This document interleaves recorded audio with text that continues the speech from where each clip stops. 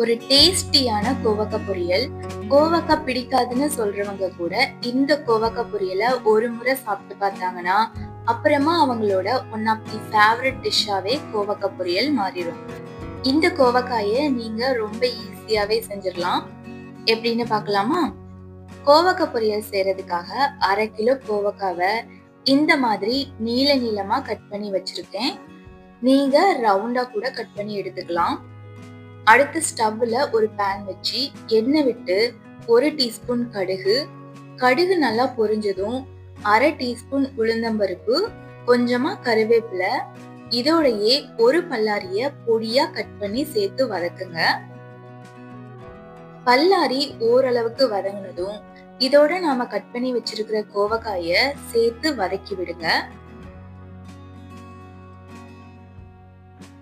பொரியலுக்கு தேவையான உப்புல கொஞ்சம் உப்பை நான் இப்போ காய் வதங்குறதுக்காக சேர்த்துக்கிறேன். அப்புறமா மூடி வச்சு குக் பண்ணலாம். இடையில மூடியை ஓபன் பண்ணி கிண்டி விட்டுக்கோங்க. அடுப்பு மீடியம் ஃப்ளேம்லயே இருக்கட்டும்.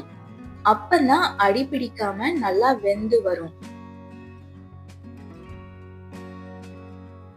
இப்போ காய் நல்லா வதங்கி வந்திருக்கு. எனக்கு காய் நல்லா வதங்குறதுக்கு 15ல இருந்து 20 நிமிஷம் ஆயிருக்கு. இப்போ இதோட 1/2 டீஸ்பூன் மஞ்சத்தூள், 1 டீஸ்பூன் மல்லிப்பொடி, 1 டீஸ்பூன் மிளகாய் தூள், தேவைப்பட்டா உப்பு சேர்த்து காயோட நல்லா வதக்கி விடுங்க. காரம் நீங்க நல்லா சாப்பிடுவீங்கன்னா கொஞ்சம் கூட காரப்பொடி சேர்த்துக்கலாம்.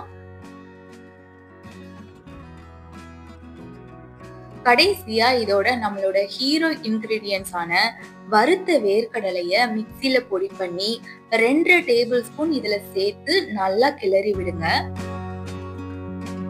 வேர்க்கடலையே நம்ம இப்படி பொடி பண்ணி சேர்க்கும் போது கோவக்காய் பொரியலுடைய டேஸ்ட வேற லெவலுக்கு எடுத்துட்டு போயிரும். நம்மளோட ரொம்ப டேஸ்டியான கோவக்காய் பொரியல் இப்போ ரெடி ஆயிடுச்சு. உங்க வீட்டுல யாராவது கோவக்காய் லவர்ஸ் இருந்தாங்கன்னா அவங்களுக்கு இந்த மாதிரி பண்ணி கொடுங்க.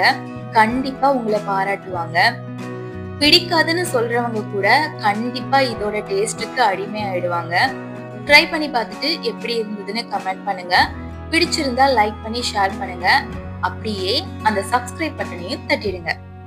இன்னொரு ரெசிபில பார்க்கலாம். நன்றி.